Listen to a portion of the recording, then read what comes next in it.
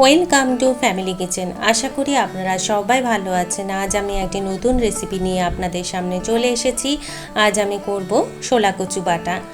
খুব কম উপকরণ দিয়ে এবং খুব কম সময়ে এটি তৈরি করে নেওয়া যায়। এই শোলা কচু বাটা রেসিপিটি যদি আপনাদের ভালো লেগে থাকে তাহলে অবশ্যই লাইক করবেন আর বন্ধুদের সঙ্গে শেয়ার করবেন। আর যারা চ্যানেলটিকে এখনও সাবস্ক্রাইব করেননি তারা প্লিজ চ্যানেলটিকে সাবস্ক্রাইব করে আমার পাশে থাকার চেষ্টা করবেন। রেসিপিটি লাস্ট অবধি দেখার অনুরোধ রইল সবাইকে। এখানে আমি 3টে এরকম সাইজের শোলা কচু নিয়েছি। এবার কচুগুলো ছোট ছোট পিস করে কেটে নেব।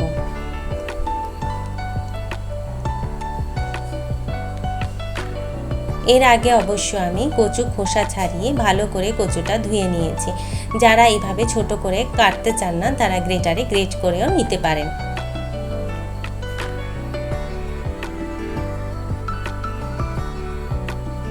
কচুটা এখানে আমার কাটা হয়ে গেছে। এরপর আমি দিয়ে নিয়েছি 2 চামচ মতো কালো সর্ষে। কালো সর্ষে দিলে ঝাঁঝটা খুবই ভালো হয়। আর নিয়েছি 4-5 কোয়া রসুন আর 2টো কাঁচা লঙ্কা নিয়েছি। ঝালটা আপনারা আপনাদের পছন্দ মতো দেবেন।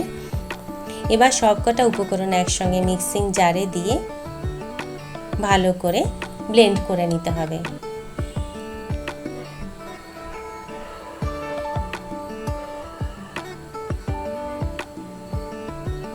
জারটা এবার বন্ধ করে আমি ভালো করে ব্লেন্ড করে নিলাম। এবার কিছুটা ব্লেন্ড হওয়ার পরে আমি ওতে 1 চামচ নুন মিশিয়ে নেব। নুন মিশিয়ে নেওয়ার পরে আরেকবার ভালো করে ব্লেন্ড করে নেব।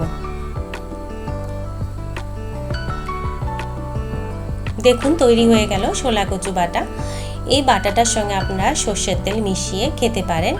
এভাবে করলে কিন্তু সঙ্গে সঙ্গেই খেতে হবে। আর যদি কিছুদিন রেখে খেতে চান তাহলে এইভাবে করে নিতে হবে যে একটা কড়ার মধ্যে সামান্য একটু সর্ষের তেল দিয়ে দেবেন, 3-4 চামচ মতো সর্ষের তেল দিয়ে ভালো করে তেলটা গরম করে নিতে হবে। তেলটা গরম হয়ে গেলে এবার আঁচটা মিডিয়াম করে এতে এবার শোলা কচু বাটাটা দিয়ে ভালো করে নাড়তে হবে।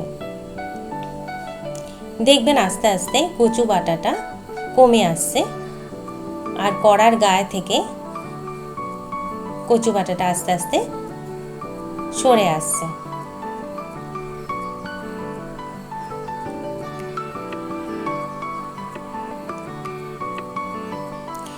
এইভাবে বাটাটা কড়াতে নেড়ে নিলে একটুও গলা চুলকোয় না। এরপরেও যদি কারো গলা চুলকোয় তাহলে কিন্তু কচু বাটাটা সঙ্গে আপনারা একটু পাতিলেবুর রস অ্যাড করে নিতে পারেন, তবে কিন্তু সেটা গ্যাসটা বন্ধ করে নেওয়ার পরে।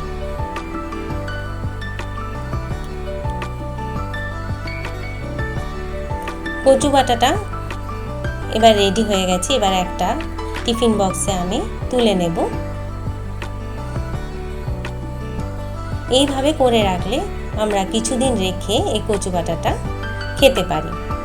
গরম ভাতের সঙ্গে এই কচু বাটা খেতে খুবই ভালো লাগে। আপনারা অবশ্যই বাড়িতে ট্রাই করে দেখতে পারেন। আর যদি রেসিপিটি ভালো লেগে থাকে তাহলে অবশ্যই লাইক করবেন আর বন্ধুদের সঙ্গে শেয়ার করবেন। আর যারা এখনও চ্যানেলটিকে সাবস্ক্রাইব করেননি তারা প্লিজ সাবস্ক্রাইব করে নেবেন। কেমন হলো তা অবশ্যই আমাকে কমেন্ট বক্সে জানাবেন। ভালো থাকবেন, সুস্থ থাকবেন। নমস্কার।